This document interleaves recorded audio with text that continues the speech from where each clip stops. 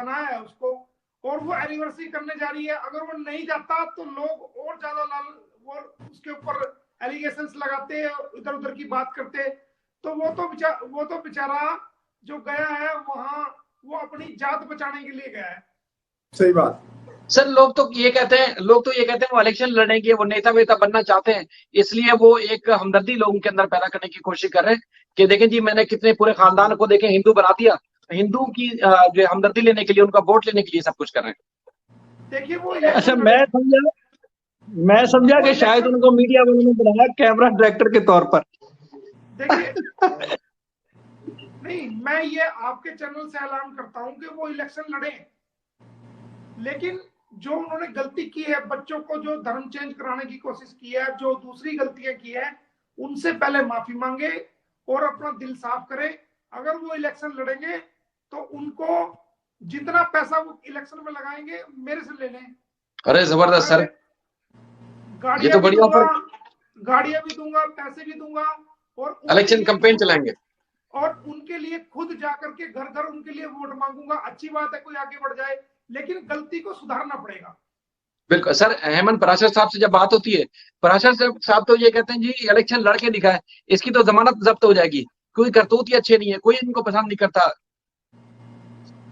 चलो वो तो देखो, मेरा सवाल है, लेकिन ये जो आज इन्होंने ड्रामा चलाया है, ये जो इंटरटेनमेंट शो आज इन्होंने चलाया यूट्यूब पे, क्या इसकी बेस पे कोई इनको सर्टिफिकेट मिल सकता है? ये कहीं पे रजिस्टर्ड हो सकती है इंडियन कोर्ट में, या ये सिर्फ यूट्यूब की हद तक ही रहेगी, या इसको किसी कोर्ट में पेश करके कोई फेवर मिल सकता है? इसका क्या लीगल इम्पैक्ट है, ये जो सारा सीरियल इन्होंने चलाया आज? वैसे ये सवाल बनता नहीं था, जनरल पब्लिक की वजह से पूछा है मैंने आपसे। जी जी, देखिए वकील साहब, आप भी जानते हैं कि जब दो डिफरेंस कम्युनिटी के लोग मैरिज करते हैं, तो भारत में जो कानून है वो स्पेशल मैरिज एक्ट है, कि जब एक हिंदू है, एक मुसलमान है, एक हिंदू है, एक मुसलमान है, एक सिख है, एक ईसाई है, अलग अलग डिफरेंट कम्युनिटी के लोग जो मैरिज करते हैं, सबसे नंबर 1 वो एक उसका कानून है कि स्पेशल मैरिज एक्ट भारत में। उसके तहत वो जो डिस्ट्रिक्ट कलेक्टर होता है, उसके यहाँ वो एप्लीकेशन देते हैं कि जी हम अलग अलग कम्युनिटी के लोग हैं और हम स्पेशल मैरिज एक्ट में शादी करना चाहते हैं। तो जो डिस्ट्रिक्ट मजिस्ट्रेट होता है वो 1 महीने के 30 डेज बिफोर वो 2 न्यूज़पेपर के अंदर वो पब्लिकेशन करता है, डीसीओ, कि भाई 2 डिफरेंस कम्युनिटी के लोगों ने स्पेशल मैरिज एक्ट के तहत एप्लीकेशन दी है, और 2 अखबारों में वो पब्लिकेशन करता है कि अगर किसी भी कम्युनिटी के लोगों को या किसी भी इंसान को कोई ऐतराज है, कोई ऑब्जेक्शन है, तो वो अपने ऑब्जेक्शन जमा करा दे। अगर उसे लगता है, वो दोनों तरफ की सुनता है, अगर उसे लगता है कोई ऑब्जेक्शन करता है, वो अपने ऑब्जेक्शन जमा करा देता है। अगर टीसी को लगता है कि भाई ये ऑब्जेक्शन मानने के काबिल है, तो उस एप्लीकेशन को, जो शादी की एप्लीकेशन है, उसको रिजेक्ट कर देता है। अगर उसको लगता है नहीं ये मानने के काबिल नहीं है, तो उनकी मैरिज को वो रजिस्ट्रार, उसको पावर है कि वो रजिस्टर कर देता है। बट जो फॉरेनर्स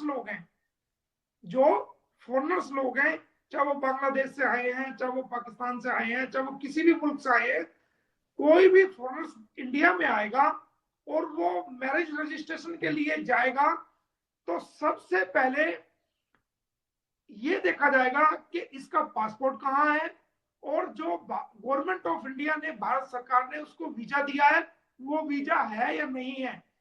अगर वो वीजा नहीं है और इलीगल एंट्री है, तो जो भी मैरिज सर्टिफिकेट इशू करेगा उस व्यक्ति को खुद जेल होगी। ये कानून है। वो मैरिज सर्टिफिकेट इशू करेगा ही नहीं जब तक वैलिड डॉक्यूमेंट ना हो, और 2 गवाह चाहिए लड़की की तरफ से और 2 गवाह चाहिए लड़के की तरफ से। तो सबसे पहला सवाल, तो उसके पास, सीमा हैदर के पास कोई भी वीजा नहीं है। दूसरी बात, अगर वो उसके अंदर लिखा जाता है एप्लीकेशन के अंदर, क्या आप पहले से मैरिड हैं? अगर आप पहले से मैरिड हैं तो कितने बच्चे हैं? उनका हवाला दिया जाएगा। तो जो पहले बच्चे हैं उनका बाप कौन है उसका हवाला दिया जाएगा।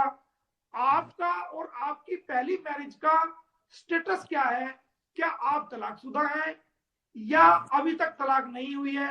अगर आप तलाकशुदा हैं तो उसका कोर्ट की डिग्री साथ लगेगी कि जी ये मैं तलाकशुदा हूं।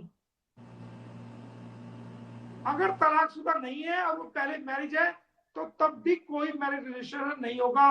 और जब तक मैरिज रजिस्ट्रेशन भारत में नहीं होगा तो किसी भी प्रकार की कोई नागरिकता के लिए कोई एप्लीकेशन मेंटेनेबल नहीं है, उसको नहीं लगाया जा सकता। ये इंडियन कानून है।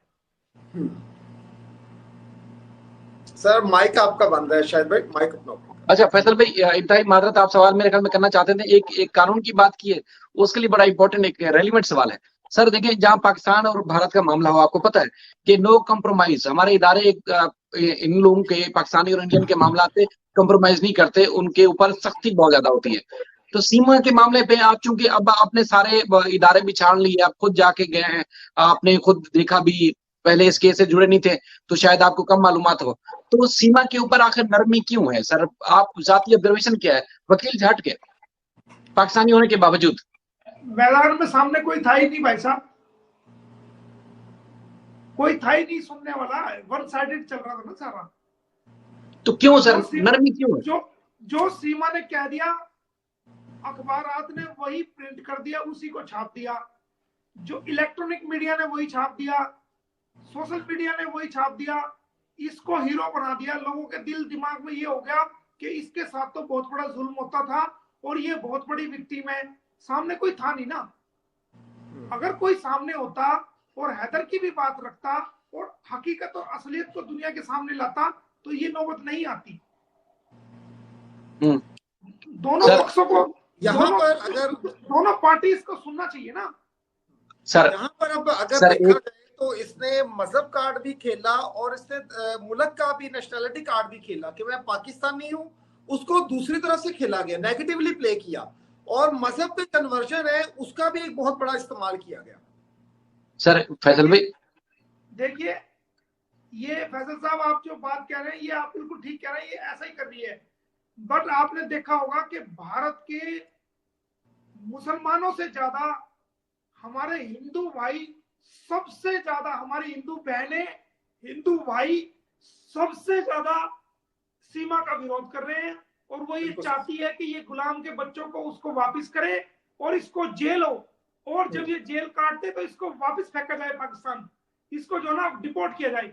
ये मुसलमानों से ज्यादा हिंदू भाई इसका विरोध कर रहे हैं। तो सर मेरा पॉइंट ऑफ व्यू भी यही था कि जो हम 8-10 महीने से मुसलसल इसको रिपोर्ट कर रहे हैं, हम तो 4-6 लोग हैं जो पाकिस्तान से बैठ के बात करते हैं, बाकी तो ज्यादातर हिंदू बहनें हैं, हिंदू मर्द हैं जो बैठ के डिबेट करते हैं। उनके गले सूख गए सर बात कर करके, कई तो थक हार के बैठ गए, यार पुलिस है हिलती नहीं है, एपी सिंह ऐसी पत्नी कौन से खेत की मूली है उसको हाथ नहीं लगाता, सीमा पत्नी क्या कुछ पढ़ती है, क्या कुछ करती है, उससे कोई पूछता नहीं है। लोग तो थक हार गए सर।